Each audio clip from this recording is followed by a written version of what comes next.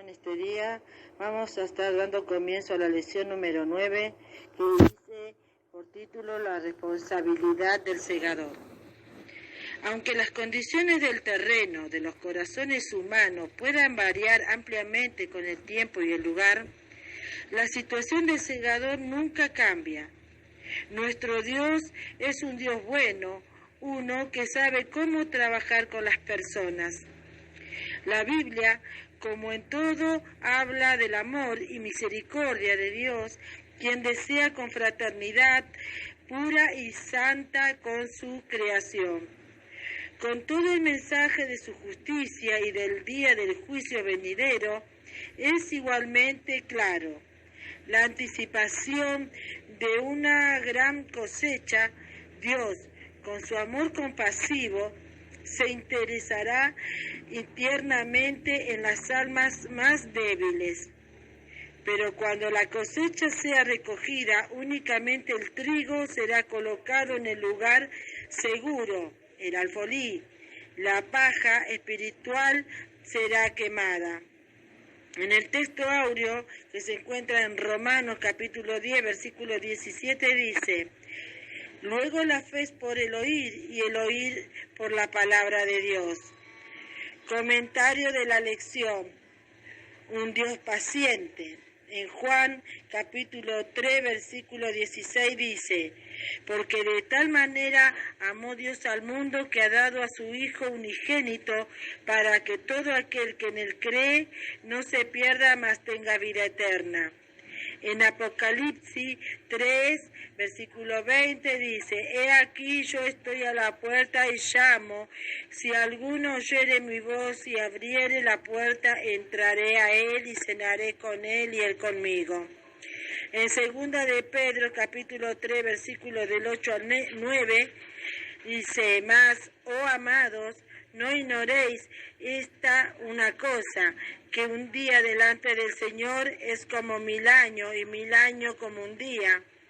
El Señor no tarda su promesa, como algunos tienen por tardanza, sino que es paciente para con nosotros, no queriendo que ninguno perezca, sino que todos procedan al arrepentimiento.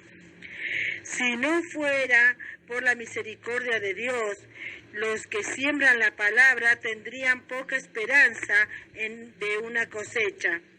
Recordando la parábola de Jesús acerca del terreno, comparada con los corazones humanos, comenzando con el mismo Satanás hasta los cuidados de esta vida, todo trabaja en contra de la cosecha. Pero el obrero cristiano puede estar seguro de que habrá una cosecha de la que se ha sembrado. El mismo carácter de Dios promete buenos resultados. Tanto el Antiguo como el Nuevo Testamento muestran a Dios como uno que se interesa en el ser humano hasta el punto de tomar acción. David describe a Dios como un pastor muy diestro. El Nuevo Testamento habla acerca del increíble regalo de su Hijo. Apocalipsis habla de Jesús como alguien que toca la puerta del corazón del humano, no para irrumpir violentamente, sino insistiendo que se le permita la entrada. Algunos han descrito a Dios como el sabueso celestial, siempre inquiriendo y buscando a los que desean escuchar su voz, sin darse por vencido por ninguna alma. En segunda de Pedro, el apóstol discute cómo algunos incrédulos se burlan del regreso del Señor por sus santos. Creen que nunca sucederá. Pedro dice que el Señor atrasa su venida con paciencia para darle a cada alma la oportunidad de que se reciban en su corazón. Como segador, Dios no es intimidado por las peores condiciones de la siembra. Mientras sigamos sembrando la palabra, Él trabaja incluso en la peor tierra. Por lo tanto, es la obra de Dios cuando su alma es salva. La fe viene por el oír y el oír por la palabra de Dios. Un juez justo Ezequiel, capítulo 18, versículos 21 al 23, dice: mas el impío, si se apartare de todos sus pecados que hizo, y guardare todas mis ordenanzas, e hiciere justo y justicia, de cierto vivirá, no morirá. Todas sus rebeliones que cometió no le serán recordadas, en su justicia que hizo vivirá.